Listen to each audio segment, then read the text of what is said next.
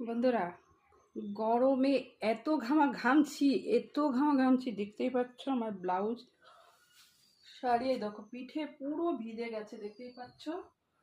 মানে এত অসহ্য গরম, আর পাচ্ছি না। তো এখন একটু ফ্রুটি খেয়ে নিই।